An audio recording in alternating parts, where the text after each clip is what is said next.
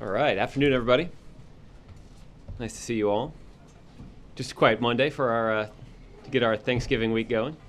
We thought it was. Yeah, well, we like to keep you on your toes. Let's get settled in here. Josh, would you like to get us started, please? Sure. Thanks, Josh. The President this morning said that it was the appropriate time for Chuck Hagel's tenure at the Pentagon to come to an end. What exactly did he mean by that? Well, Josh, the President alluded to the fact that Secretary Hagel and the President had convened a number of conversations more than a month ago about the President's 2 remaining years in office and the kinds of priorities that this administration, this country, would be facing when it comes to our foreign policy.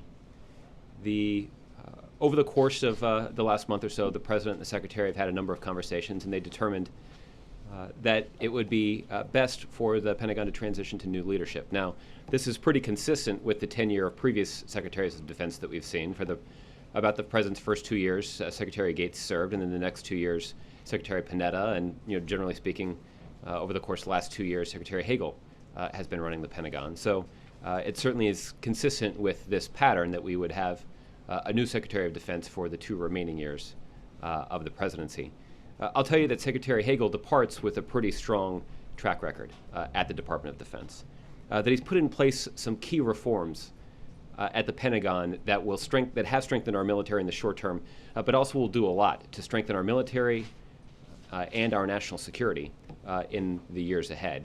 Obviously, he has served at in a very challenging budget environment, not just for the Pentagon, but for the government. And managing those challenges while also making sure that our military had the resources that they needed to carry out the very important missions that are protecting the United States and our interests around the globe. He was successful in that effort. He is somebody who also led the effort at the Pentagon to ensure that the necessary steps were being taken to stamp out the scourge of sexual assault. There have been, obviously reports of sexual assaults, at the rate of sexual assaults increasing in the military, and this is something that the President and his Secretary of Defense took very seriously. There's a review underway on that, and that was something that required a significant reevaluation inside the military, and it required leadership, and that's exactly what Secretary Hagel provided. So if all those things were going so well, then why did he have to leave? Well, the other thing that we have seen, Josh, is just in the last year that there have been some other significant challenges that have cropped up that have required strong leadership at the Department of Defense, something, again, that Secretary Hagel has provided, from countering the threat that's posed by ISIL, building an international coalition to take the fight to them, to countering Ebola and using Department of Defense resources in West Africa to try to support the ongoing international effort to stop that outbreak at the source.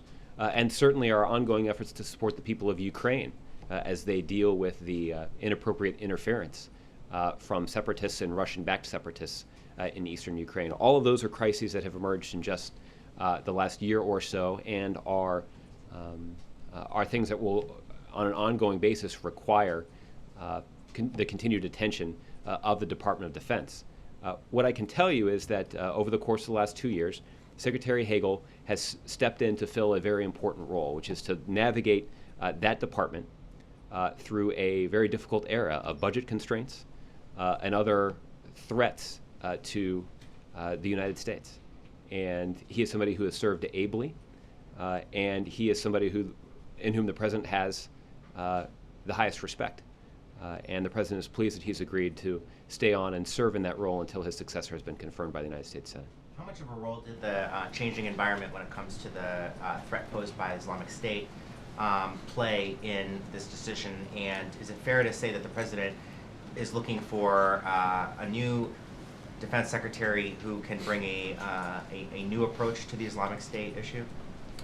Well, again, the President has been working very intensively with his national security team to deal with this rapidly changing environment, and certainly to make sure that we have the kind of strategy in place that will ensure that our interests are protected against the threat that's posed by ISIL is an important part of the kinds of discussions the President's been having over the last several months.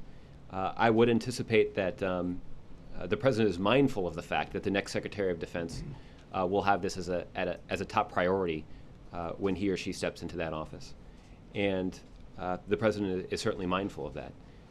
But the other thing that I think that it's important for us to not forget, and this is one of the reasons that Secretary Hagel was nominated for this job in the first place, is that he was the first enlisted combat veteran to ever serve as a Secretary of Defense.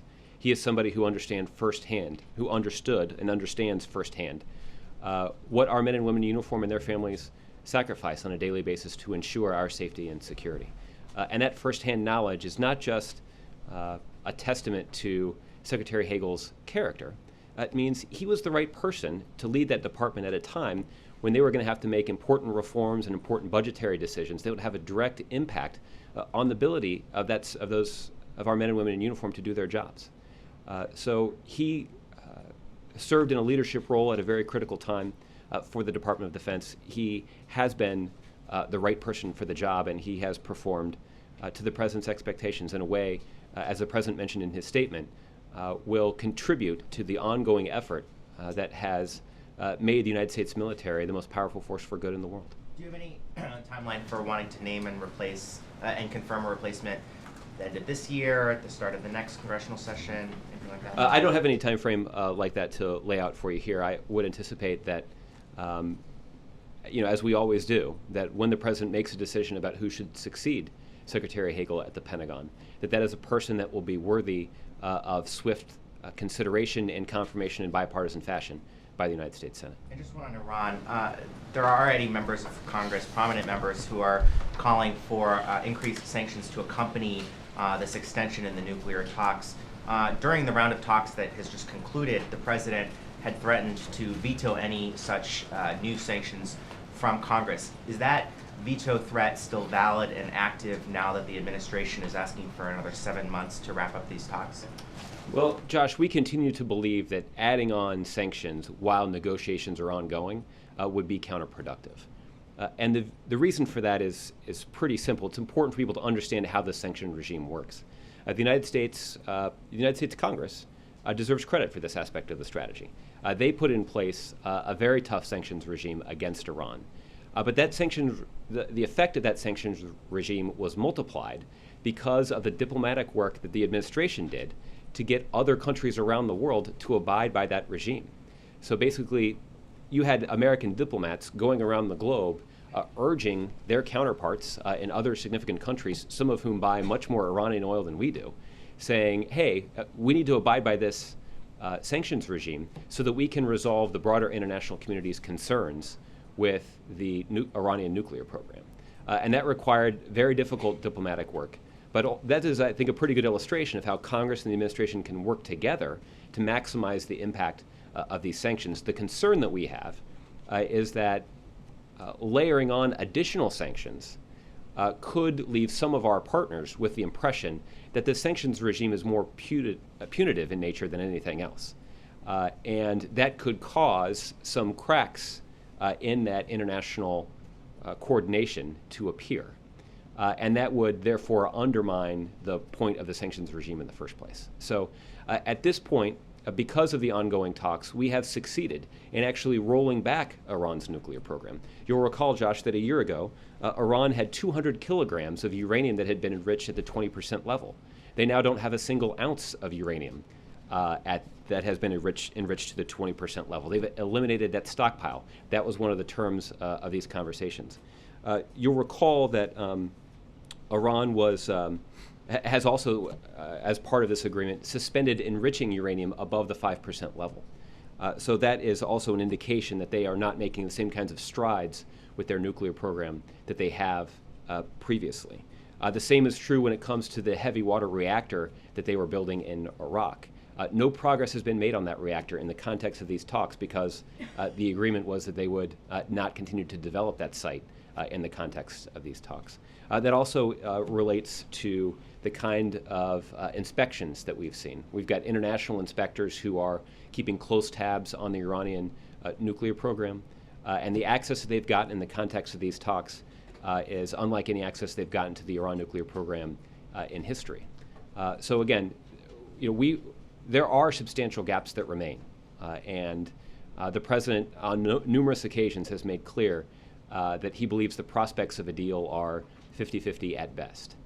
The president has also been clear that no deal is better than a bad deal.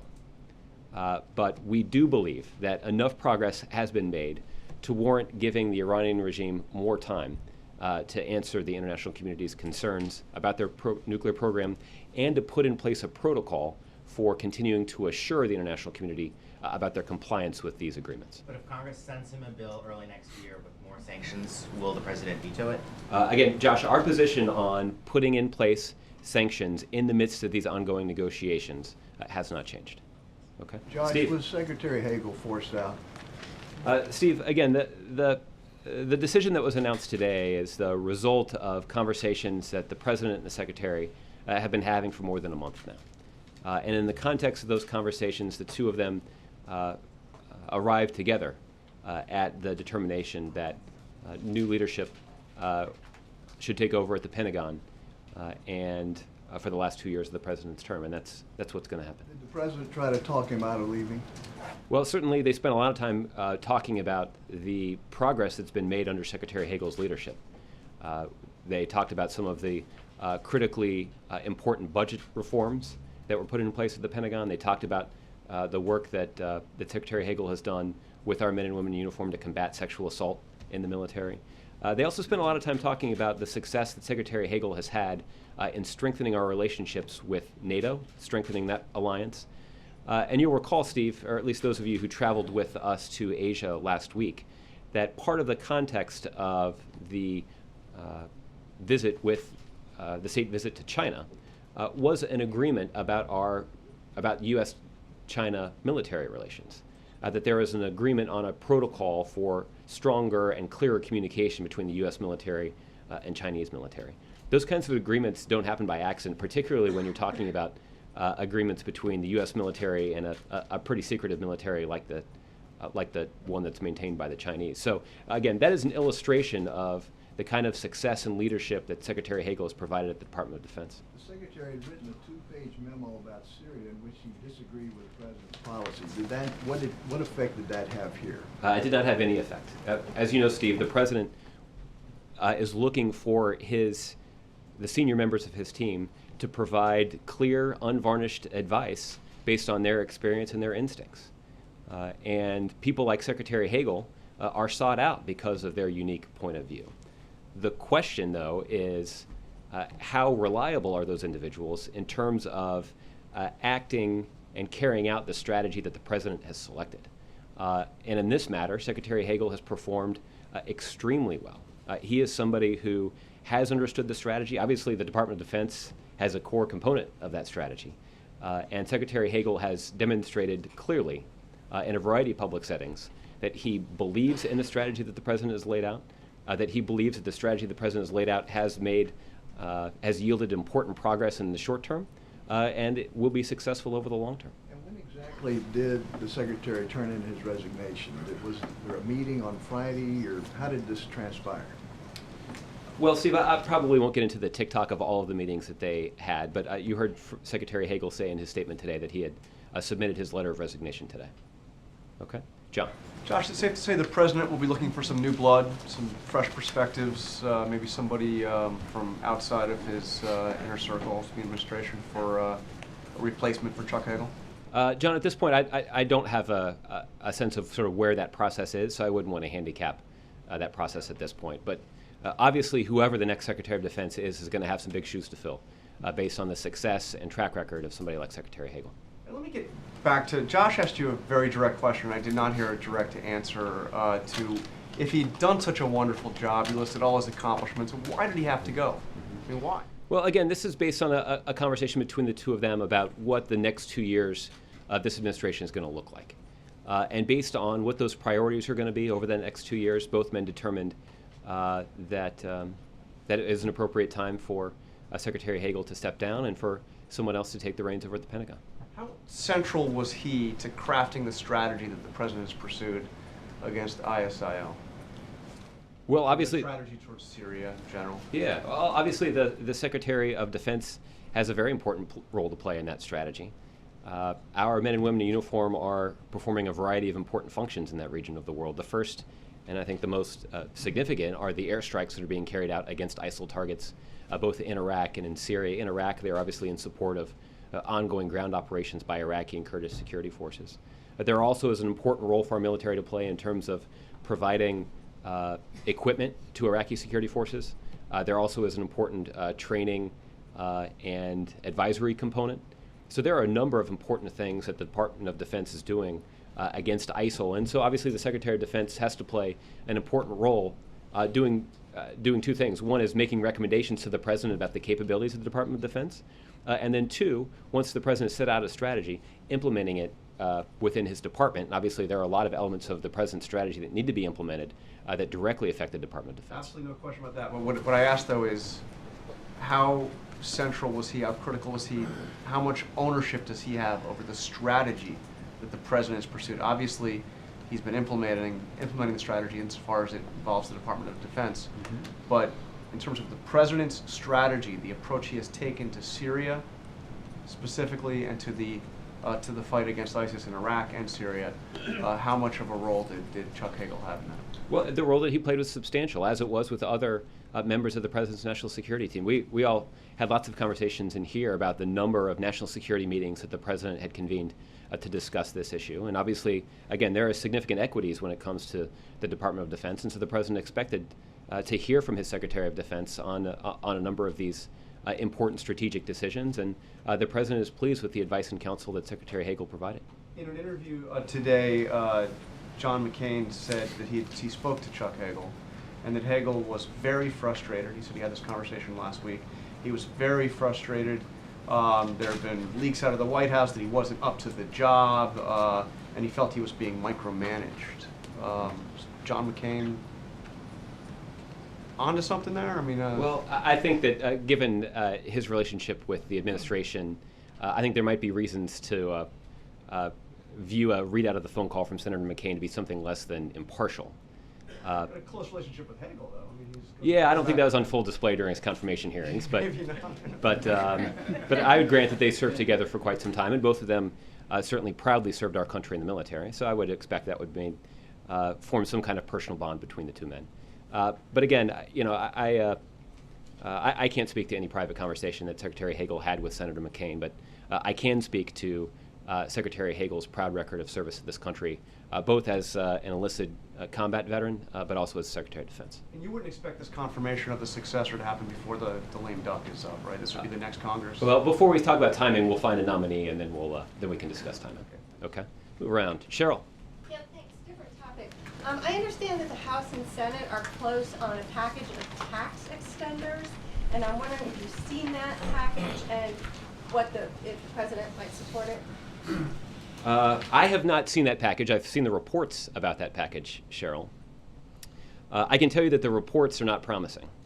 The reports suggest that there may be some in Congress who want to provide tax relief to businesses and the corporate insiders, but not ensuring that those benefits are shared by middle-class families. So certainly the administration would not be supportive of a package that provided relief to corporations without providing relief to middle-class families. That is consistent with the President's view, that we need to be focused on expanding economic opportunity for middle-class families, because the President believes that our economy is strongest when it's growing from the middle out. And an investment in significant unpaid for tax breaks for corporations without giving a tax break to middle-class families is not consistent with that philosophy at all. Does the President want to see that package move in the lame duck, or does he think with these reports that maybe we should hold off? Well, we certainly don't want to see a package that benefits corporations but not middle-class families. That's something we'd strongly oppose. So we wouldn't want to see that move in the lame duck. We wouldn't want to see that move at any point. We believe that if we're going to have a conversation about lightening the tax load, that we need to start that conversation by focusing on how that will expand opportunity for middle-class families. And again, just offering up those benefits to corporations without offering up any benefits to middle-class families is not something the President would support. Okay. Ed. Josh, in terms of policy and substance with the new Secretary of Defense, has the President's thinking evolved in terms of whether or not there'll be combat missions for U.S. troops in Afghanistan next year? It is not, Ed. Yeah, I know that there are some reports about the role that U.S. men and women in our military will play in Afghanistan. As you know, the U.S. combat role in Afghanistan will end at the end of this year, in just a little over a month. In 2015, the mission for our men and women in uniform will shift into a different role that will be focusing on training and equipping Afghan security forces and conducting targeted counterterrorism operations against the remnants of al-Qaeda that still operate in that region of the world. That will be the focal point of their mission in Afghanistan. So there's no expansion at all of the mission? No, the mission that the President has laid out remains consistent. In terms of the last two Secretaries of Defense writing books that were pretty scathing about the leadership of the President and in some cases attacked him personally, Leon Panetta, Robert Gates, did that play any factor at all in terms of some of the divisions that have been raised? Any concerns that Secretary Hagel was headed in that direction? No, I haven't seen any evidence of that. I think that one of the hallmarks of Secretary Hagel's career is he's somebody who has been extraordinarily loyal to his country and to his commander-in-chief. And again, that was true when he was an enlisted combat veteran. It was true when he was in the United States Senate. And that's been true when he served as Secretary of Defense. Okay. A couple other quick things on immigration. In his interview with ABC News yesterday, the President was sort of asked about future presidents, Democrat or Republicans, using this as a precedent. And he seemed to say and dismiss the idea that it could be used on taxes, saying absolutely not. It's not legitimate for the next president to say we're not going to enforce certain tax laws. How can he make such a blanket statement when he's applying this principle to immigration law that's on the books? And frankly, he doesn't know if it's a Democrat or Republican, how they're going to approach this. How does this not open the door to a pretty large precedent? That's a good question. I think there are a couple of reasons for that, Ed. The first is we're not talking about whether or not the president's going to enforce certain laws. We're talking about the Department of Homeland Security using prosecutorial discretion to sharpen the focus of enforcement on those who pose a threat to national security and those who pose a threat to public safety. That is consistent with the kinds of executive actions that previous presidents have taken in this area. Every administration is challenged to make a decision about how to use limited resources to enforce the law. And in this case, the president believes that those limited resources should be focused on cracking down on criminals, on those who pose a threat to public safety, and those, of course, who pose a threat to national security. The tax law thing is obviously much different. I mean, I think the analogy would be that refusing to enforce certain tax laws would be akin to refusing to enforce any laws as it relates to our border, for example. That's not at all what the president is doing. In fact, as we've discussed quite a bit over the last couple of years, enforcement at the border is actually up under President Obama, and that's thanks to the investment that we've made in terms of manpower and resources at the border. But I thought George Stephanopoulos was trying to say, the next president could say, I'm going to enforce personal income tax. That's a bigger priority. I'm going to enforce corporate taxes, but capital gains taxes, maybe not as important, and could pick and choose, I think was the point that was made. So how do you know? How do you know this is not a precedent on laws across the books? Well, I guess that's a question that you could have asked President Reagan after he announced his executive action in terms of using prosecutorial discretion to reform the immigration law. I guess the other thing is this, is that certainly when it comes to our tax law, there are important restrictions as it relates to political interference in the enforcement of tax law. Those are laws that have been scrupulously abided by in this administration, and we anticipate the other administrations would as well. Last one on tax laws. There's a rather long story in the New York Times last week about Al Sharpton having allegedly backed taxes up to about $4.5 million between personally and his for-profit entity. He has said that he's paid a bunch of it, and there's some dispute about how much has been paid and not. He's here at the White House frequently as an advisor to the president. The president spoke into his organization a few months ago. Is the White House concerned that he hasn't paid his taxes? And I have to be honest with you, I haven't read those stories. I can tell you that the question that you're asking, though, I think does illustrate the kind of important and justified restrictions that there are on political interference with any sort of tax investigations and tax enforcement. So I'm confident that this administration is allowing whatever enforcement procedures are underway to be carried out. But an advisor to the president should pay his or her taxes. I'm sorry? An advisor to the president should pay his or her taxes. Well, I think every American should pay his or her taxes. Wanted to be Controversial statement for our Monday. ML. Vice President Biden just spent several days in Turkey talking with Prime Minister Davutoğlu and President Erdogan. Other than sharing views, what progress was made on any of major issues between Turkey and U.S., such as no-fly zone or use of Incirlik base, air base? Well, Emil, I got only a very brief readout of the Vice President's meeting. I know that he had very long conversations with both the President and the Prime Minister while he was there. I think that's indicative of a couple of things. First, it's indicative of the strong alliance that exists between the United States and Turkey. It also is indicative of the strong relationships that the Vice President personally has with those two leaders. It's also indicative of the significant stake that Turkey has in the outcome in Syria and in degrading and ultimately destroying ISIL. There's a long border that Turkey has with Syria. There's a substantial humanitarian situation that's pretty dire that Turkey has been focused on confronting. And so, I would anticipate that this is just the latest in what will continue to be extensive consultations between U.S. officials and Turkish officials in the region as it relates to dealing with ISIL. But in terms of any agreements or progress in those conversations, I'd refer you to the Vice President's office for more details. Okay. Olivier. Thanks, Josh. You said that the President and Secretary Hagel have been having more than a month of conversations. Why wasn't there a successor at this press event today? Does no one want the job? I'm sorry, what was it? Does no one want the job? I mean, the array of challenges is huge. You had about a month, I guess, to figure out a potential successor. Why was there no one up there today? Well, I don't want to leave it the impression that the very first conversation between the President and the Secretary began with Secretary Hagel's departure in mind. That this was a more recent decision that came out of more than a month of conversations between the two men.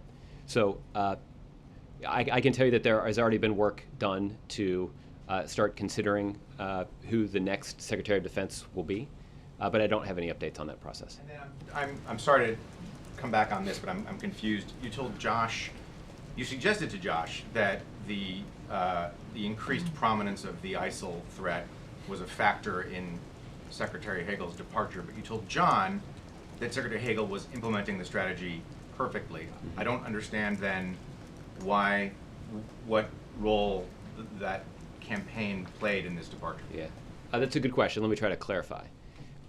The point I'm trying to make is that simply when Secretary Hagel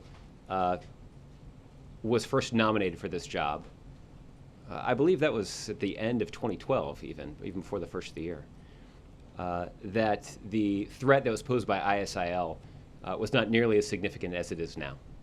And that has caused the threat that's posed by ISIL to rise up to near the top of the priority list at the Department of Defense. And that wasn't the case when Secretary Hagel first took office. At the top of the priority list was helping the Department of Defense adjust to some of the budgetary challenges that are facing that agency. Those challenges aren't over, but substantial progress has been made in making sure that our men and women in uniform have the resources that they need to carry out their mission, even as these new challenges emerge. And that is, frankly, a testament to the leadership and management of Secretary Hagel.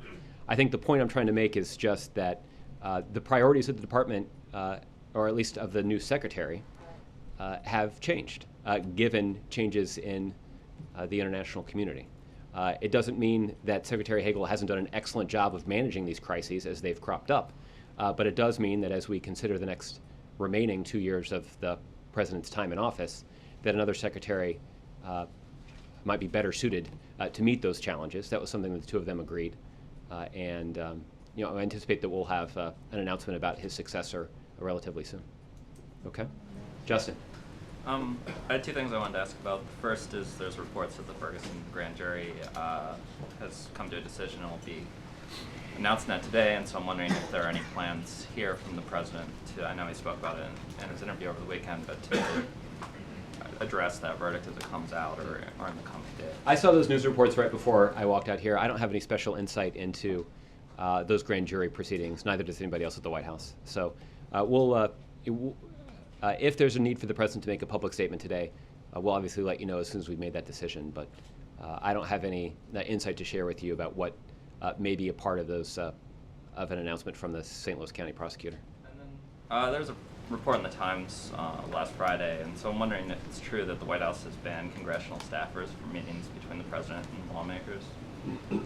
I don't think that that's true, but I don't sit in on too many meetings with the president and congressional leaders these days. I think he prefers to have those conversations just with the members, but I don't think that that means that there's never been a congressional staffer who's participated in those sessions. I mean, the report suggested that this is a new policy initiative that's changed as part of what I've asked you about a lot, which is kind of a continuing drama between... You have asked me about it a lot. Yeah. It was funny, even though No, I was apparently I'm the just only saying. one who cared about it. There's a very lengthy story in the New York Times. Yeah, I did read that one. Yeah. Well, I'm sort of wondering. I mean, it described. I would. Let me try to answer your question more Sure. directly. I don't know of any specific policy that's been in place that bans congressional staffers from participating in meetings between the president and members of Congress. I know that as a general matter, the president prefers to have those meetings in smaller settings with fewer people, but it doesn't mean that there won't be members of congressional staff included in the future. Okay? Yeah. Major. Sifting through what you've been able to tell us this afternoon, a month ago these conversations started. They did not start with the premise that Hagel would leave. That's correct. They discussed the future of the obligations of the Secretary of Defense and the very difficult challenges ahead, preeminently ISIL.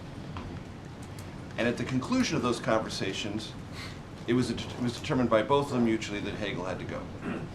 You also said that it was important for the President to know that the person at the head of the Defense Department would reliably implement his strategy going forward. Taking those things together, it sounds like there was a disagreement about the strategy and a lack of confidence in the President that Hagel, if he remained there, would implement it to his satisfaction. Fair enough? No, I didn't mean to, there's the last part of it. I was with you until the very last part. Secretary Hagel has been very reliably implementing the strategy that the President has directed. The President has been completely comfortable, in fact pleased, with the way that the Secretary of Defense has implemented the very important role that the Department of Defense has to play in the execution of the strategy. So this is not about the... going forward. Well, the President doesn't have any doubts about Secretary Hagel's loyalty or his commitment to implementing the strategy that the President's laid out. There's no concern about that. The fact is that based on Hagel uncomfortable carrying out the strategy as he saw it the next 2 years, and you'd have therefore to- less willing to serve. Right, you'd have to ask him that, but I don't think that he would say that that was the case. He is somebody who, on a number of occasions, has publicly stated his confidence in the strategy that the President and this nation is pursuing to degrade and ultimately destroy ISIL. So they were in agreement on everything, but looked at each other and said after a month of conversations, this can't go on. Well, I think they just, again, I don't think they arrived at that conclusion because you saw the two of them, stand next to each other and talk about the respect and admiration that they have for one another in the state dining room today. I think there are genuinely warm feelings between the two men. That Secretary Hagel formed his friendship with then newly elected Senator Obama at a very formative time, and I think that really sealed a strong bond between the two of them. And yet when Steve asked you if he was pushed out, you had an opportunity to say no, he wasn't pushed out, and you didn't. Well, again, because I keep saying that the two men, in the context of these conversations, made the decision together, and I think that's a pretty clear indication that this happened differently than what you or he described. Okay. On Afghanistan, the report Friday late of the New York Times, which others here have confirmed, is that the President did sign an order clarifying force protection for U.S. military personnel remaining in Afghanistan until they're all pulled out, meaning providing air cover, and authorizing the use of combat operations, if necessary, to protect them from potential attacks. Those questions were raised on the various conference calls the White House organized at the time the new numbers were announced, and they weren't answered. So I just want to clarify that the President has authorized air cover and combat operations if it's needed for force protection for those remaining U.S. military personnel until they're all pulled out of Afghanistan. Well, let's go through a couple pieces of this. The first is there's no secret order. The reports of a secret order are, at best, greatly exaggerated. There is a routine policymaking process that the President engages in with his national security team. to determine these kinds of policies and strategies.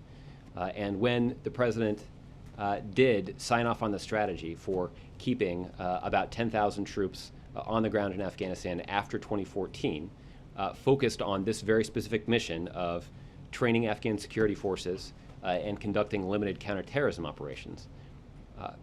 That in the context of that strategy, the president also signed off on those service personnel doing what is necessary to protect themselves.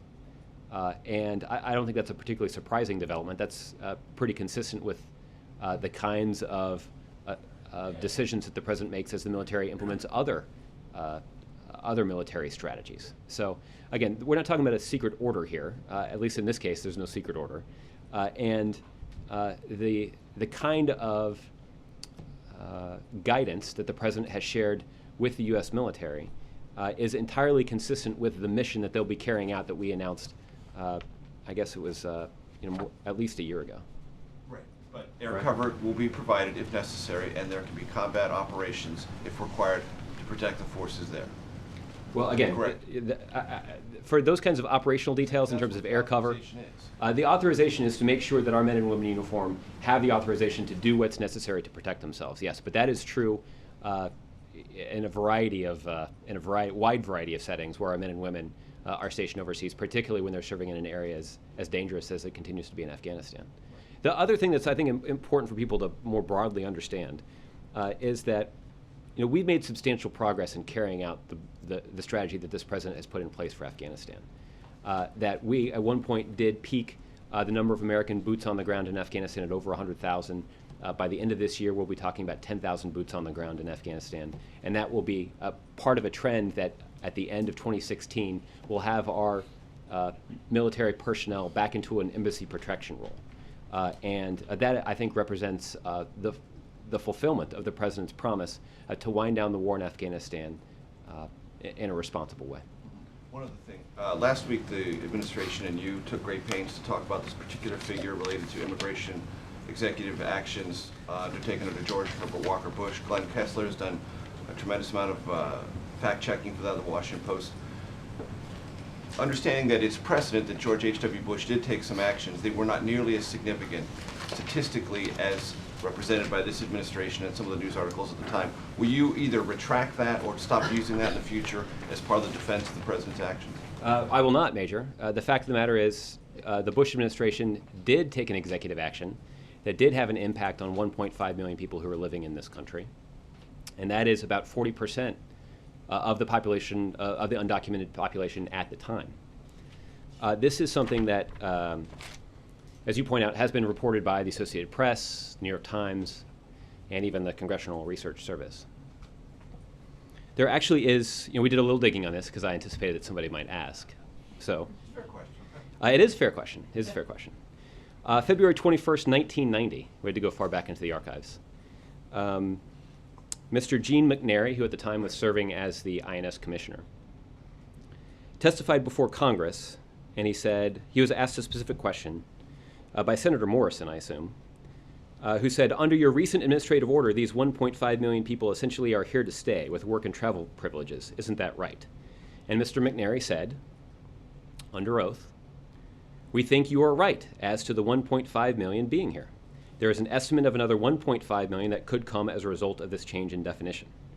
So then Senator Morrison follows up and says, there is another 1.5 million who you think would become eligible? Mr. McNary's answer to that question was yes.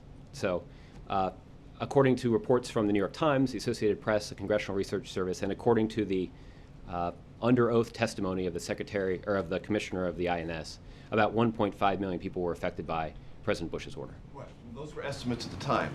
As Glenn pointed out in his piece, subsequent numbers obtained from those who actually applied are far, far lower. Right. So those were estimates of what might happen. There are numbers about what actually did happen that are far smaller than that. Again, do you find that any reason to revise your... I do not, because again, what we're talking about is the number of people who are eligible.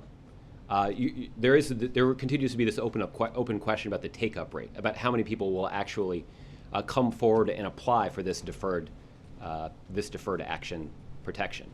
But the fact is there are 1.5 million people, about 40% of the undocumented population, that would have been eligible for the executive action that President George H.W. Bush announced, and about 40% of the undocumented population will be eligible for the executive action that President Obama announced. Yes, sir. Mark. Yeah, Josh, let me come back to the Iran talks, if I may. Sure. A number of the lawmakers who said they want to have additional sanctions have spoken of passing something that's conditional, that would only take effect, impose new sanctions, if the talks fail. How is that punitive? How does that signal any lack of seriousness in the talks if it's held, if it in fact gives the negotiators an additional weapon? Mm-hmm. Well, at this point, Mark, I can tell you that so far we have felt we've gotten all the leverage that we've needed from the Iranian regime to engage in serious conversations with the broader international community. That's principally because we've had broad agreement among the international community about the enforcement of these sanctions, and that has had a substantial impact on the Iranian economy.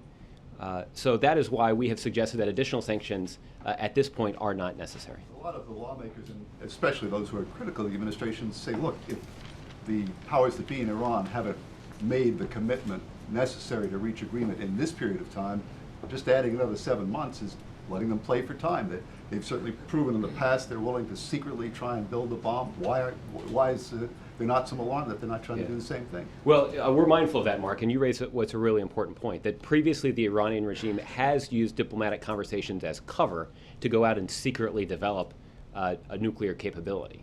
What's different in this instance is that there is an inspections regime that has been more thorough and transparent than has previously been in place to confirm that the Iranians are abiding by the agreement that they've committed to in the course of these talks.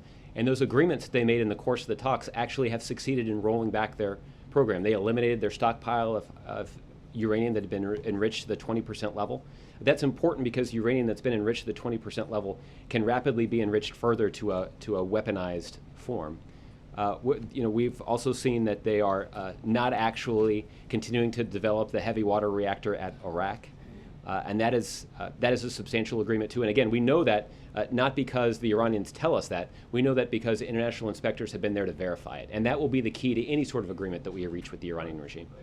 Understanding all that, how do you answer the argument that the incentives you already have at the table didn't produce an agreement in a very lengthy period of time? Mm-hmm.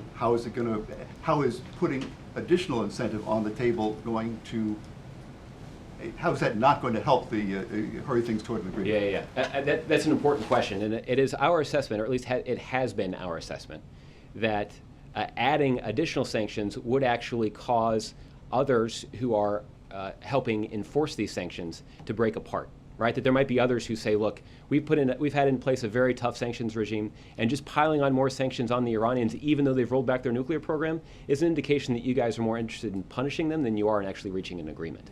So this is not a matter just of applying additional pressure on Iran. There is substantial pressure on Iran, and that frankly is why we've been able to make as much progress as we have so far. We want to make sure that other members of the international community who need to have buy-in on this continue to enforce this sanctions regime. But because of the important points that you've raised that have also been raised by other members of Congress, this administration is going to continue to closely coordinate and communicate with leaders in Congress who are very interested in this issue. So I know that there are senior members of the administration, up to and including the President of the United States, who have been making calls on this in recent days and will be over the course of this week as well. Okay. Jim. Josh, is there a worry, though, inside the administration, to follow up on Mark's question, that the Iranians are buying themselves more time to develop things covertly that the rest of the world may not know about? Well, Jim, the reason that we are less concerned about that than we have been in the past is we do have this inspection team that's been on the ground there and has been given a much greater access to the Iranian nuclear program than they have been in the past. So again, we're not in a situation where we're trusting the Iranian regime that they aren't making progress. We're verifying that the Iranian regime is not making progress. In the context of engaging in these conversations, we made some very difficult asks of the Iranian regime to take some steps to actually roll back their nuclear program. And based on the inspections regime, we know that that's what they've done. So we're not in a position, as others have been in the past, where Iran has just been playing for time and engaging in diplomatic conversations while they could try to develop some aspects of their nuclear program secretly. we're not as worried about that this time because we know that that our inspections team has been able to confirm that they're living up with the agreement. And getting back to Secretary Hagel, you said earlier that the President and the Secretary arrived at this decision together. That suggests that this decision was not solely Secretary Hagel's, isn't that right? It was also the President's decision. Well, yeah, it's something that they arrived at together. I mean, but the President, as my good friend Steve tried to ask you, the President did not try to talk him out of that decision. So in essence, this was also the President's decision. Well, in essence, I would say that this is a decision that they made together. That's as far as you wanted. Okay, Okay, and then yes. on Ferguson, I know you said earlier that you don't have any insights into the grand jury's decision. That's right. But does the White House have a message for the people of Ferguson as this decision is about to be released later on today? Well, I think, in his interview with ABC, the President, I think, delivered a pretty forceful message about his view, that those individuals in reaction to the grand jury's decision that want to protest should do so peacefully. And he cited the words of Mr. Brown's parents, who indicated that the proper way to remember and pay tribute to their son's memory is for people to express their views peacefully. And that is a viewpoint that the President wholeheartedly embraces. And on immigration, And I should say, Jim, Oh, sure. that is a message that the President has for the people, not just in Ferguson, but for people in communities all across Are the you country. concerned that there could be unrest around the country and other parts of the country? Well, the Department of Defense has been engaged with local law enforcement and communities, not just in the St. Louis area, but across the country, because we are mindful of. Justice, you mean, not defense. I'm sorry. We've been talking a lot about them lately. I apologize for that. Yes, the Department of Justice. That's correct. And let me just ask you very quickly on immigration. The President said in a speech in Las Vegas on Friday that the Congress should just pass a bill. But haven't those prospects dimmed? They have, unfortunately. Well, but by the President taking executive action.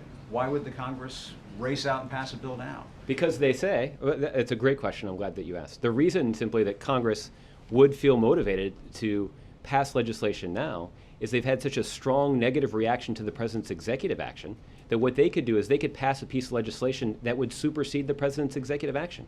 I've said this a couple of times. House Republican leaders actually are holding the Trump card in their hands. They just have to decide whether or not to play it. Maybe that's an apt analogy for those of you who are in Las Vegas over the weekend. But the fact of the matter is, the President has already said, if House Republican leaders want to allow the bipartisan Senate bill to come up for a vote in the House of Representatives, it would pass. Even if John Boehner and others who have been aggressively critical of the President's executive action want to vote no because they disagree with the bill, just let it come up for a vote. It'll pass with bipartisan support. The President will happily sign it into law, and it will completely supersede any of the executive actions the President announced last week. So again, Putting that aside, putting the talking points to the side for a moment, just the objective assessment, political assessment, I mean, it's just really not likely. Isn't that correct? Well, I say that it's Congress not. would pass a bill, given that the President just took executive action and did what he wanted. I say that it's not likely because Republican leaders for a year and a half have had this opportunity and not taken advantage of it. And there's no reason to think that they're going to now, particularly because the Speaker of the House won't even commit to bringing it up next year. But the fact is, what motivation do they have for actually passing a bill? If they feel as strongly and as negatively about the President's executive action as they say, then the easiest way for them to counter it is to take the President up on his offer to pass a piece of legislation that would fulfill these principles generally. And the President has indicated that he would tear up his own executive order, thereby easing all of the strenuous constitutional concerns that have been raised by Republicans. If the bill doesn't go as far as he would like to see in certain areas, is that negotiable in any way? Would it automatically supersede the executive action no matter what the Congress passed and he signed? What we would need to see Congress do is to take action along the lines of the comprehensive common sense measure that the Senate passed. Does it have to be exactly the Senate bill? Not necessarily. Certainly the Senate bill would do it, though. And again, That's not going to happen. well, again, it is the way that Republicans can counter the executive action that they feel so strongly about. And again, and this isn't a matter of House Republicans being opposed to the President on this immigration issue. This is House Republicans being opposed to the President, every Senate Democrat, 14 Senate Republicans, and the leaders of the business community, the evangelical community, and even law enforcement officials all across the country. So House Republicans, I can understand why they're feeling pretty defensive right now, because they're awfully isolated on this issue. Okay? Christy. Oh, thanks, Josh. Does the President think the rest of his national security team is well suited to the new priorities? Well, I can tell you that the President is very proud of the important work that members of his national security team have been conducting over the last couple of years. I just sort of highlighted that even just in the last year, if you take a look at the crises that have emerged from the Ebola outbreak to the unrest in Ukraine that's been fomented by their Russian neighbors, to, of course, the emergence of ISIL as a significant threat to the Middle East, that it's been a very tumultuous environment. And, you know, I mentioned in some briefings prior to the election that this is a natural time for people to announce their decisions to leave. Now, I don't have any knowledge of anybody else who's planning to leave. I indicated that before the election, too. I didn't do that knowing that Secretary Hagel was engaged in these conversations with the president. But I, at the time, said that I would anticipate that there will be other members of the president's team, some of whom work on national security and some of whom don't. They might take advantage of this opportunity to depart so that someone else can come in and fulfill those responsibilities for the remaining 2 years. So again, I don't know of anybody who's planning to leave, but I wouldn't be surprised if somebody else makes a similar decision. What kind of time frame would you be thinking about for that? I mean, the president needs time to nominate someone else and presumably get them confirmed in the near future. Again, it's hard for me to characterize a time frame of something that I'm not sure is going to happen. I think it's possible that it could happen, but I don't know for sure that it will. Okay, Mara. The president, did Chuck Hagel indicate in these conversations a desire to stay on? Well, again, this is a decision that the two of them arrived at together. I'm just asking if he, before they came to the mutual decision, he indicated a desire to stay on. I'm not aware of sort of the twists and turns of the conversations that they've had over the course of the last month. It's fair to say the president did not ask him to stay on. It's fair to say that the two men arrived at the same conclusion together, that it was time for Secretary Hagel to submit his letter of resignation, which he did today. Okay, Chris. Thanks, Josh. You say you don't know of anyone else who's planning to leave, but it doesn't sound like Secretary Hagel was planning to leave. In fact, he had given indications in the last couple of weeks that he had hoped to stay. So is this the first step in a broader shakeup of the national security team? Again, I don't know of any other staff changes that are being contemplated, either on the national security team or even on the domestic policy team, for that matter. That said, I wouldn't be surprised if there are other individuals who decide that somebody else should serve in their role for the last 2 years of the president's time in office. But I'm not aware of any impending announcements on this front. Another question looking ahead, you said that he was the right person to lead at the time. That certainly was the suggestion that was made at the time he was nominated, the particular skills, the particular background he had, including the combat experience. What is important now as you look at the things that, if indeed this change is being made because the situation has changed, the focus and the priorities have changed, what are the skills, what's the background of the person who you're looking at?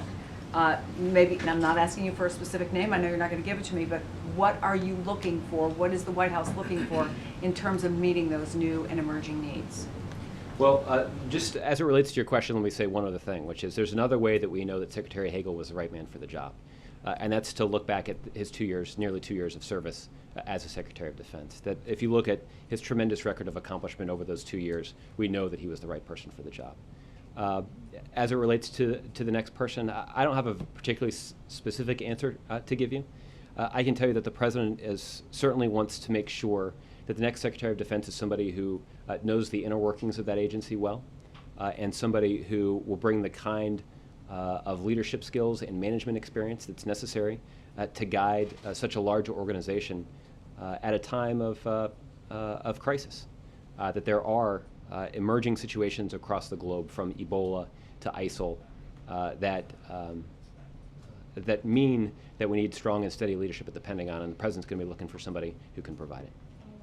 The conversation that Senator McCain talked about that he had with Secretary Hagel does seem to reflect the same criticisms that were in the books that Ed mentioned from Secretaries Panetta and Gates, that the White House micromanaged, that there was a difficult decision-making process, that the White House dominated it. Given those three Secretaries of Defense and the unanimity, what seems to be a unanimity of opinion of their criticism of the White House, is there or does there need to be an assessment of the relationship between the White House and the Pentagon? Well, I'll say a couple things about that. I just want to revisit the concerns that I raised earlier when Ed first asked this question. The fact that Senator McCain read out his conversation with Secretary Hagel in a way that's consistent with common criticisms of the administration should not be a surprise to anybody in this room. It's certainly not a surprise to me.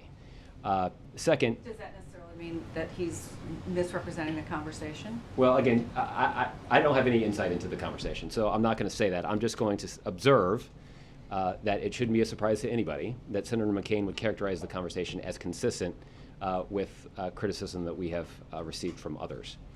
That being said, I can tell you that if you look at Secretary Hagel's track record of success in that agency, I think it would lend many people to the conclusion that the Department of Defense and under Secretary Hagel's management worked very well with the White House. That adjusting to the budgetary constraints of that department could not have been done without close coordination between the White House and the Pentagon. That the prompt and efficient and effective response to these emerging situations in West Africa and the Middle East and in Ukraine are a testament to the careful and successful coordination between the White House and the Department of Defense. So again, And yet looking he's at leaving not totally of his own accord, if any of it is of his own accord. well, he's leaving based on a number of conversations that he and the president convened over the last month or so, and it's a conclusion that they arrived at together. You also suggested that this was part of, 2 years, 2 years, 2 years. There were, if my memory serves me, 3 defense secretaries in the Clinton administration, just 2 over the course of the Bush administration. Is there some concern that there is not consistency at the Pentagon? Again, no, there's not. What the president has been looking for is looking for people who are highly qualified, skilled, and effective managers who understand what it takes to use the elements of the Department of Defense to keep the country safe. And from Secretary Gates to Secretary Panetta to Secretary Hagel, we've had individuals in that role who performed at a very high level. And I'm confident that whomever the president nominates next will serve at a similarly high level. And just really quick on Ferguson, now that we have confirmation that there is going to be an announcement today from the St. Louis Prosecutor's Office, is the decision on whether the president makes a comment based on what the decision is, on what happens on the ground there? Well, I don't have an explanation for why the president will speak, because I don't yet know whether or not the president will speak. So after we have made that determination and made an announcement, then we can certainly have a conversation about why that decision was made. Thanks, Byron. Josh. Thanks, Josh. Regarding the Iran talks, did the president personally sign off on the Iran extension? And if yes, could you tell us when? Well, Byron, I can tell you that the president was in close touch with the negotiating team out in Vienna, including in close touch with Secretary Kerry. The president was being frequently updated on these conversations, both over the weekend, but also even last week when these talks were sort of reaching a fever pitch, you might say. I don't have any specific TikTok to relate to you about what the president's reaction was to those briefings or what sort of conversations he may have had with the team, other than to say that the president has been aware in a very detailed fashion of how those conversations were proceeding. Okay. Mark? Josh, you said a minute ago that the president would tear up his executive orders if Congress passed a bill that he could sign on immigration. But I just want to check, there are no executive orders associated with his immigration action, right? I must have misspoke. I meant executive actions, so I apologize. Can you tell us why there are no executive orders where the president wrote down specifically and signed what he was ordering be done at his direction? Mm-hmm.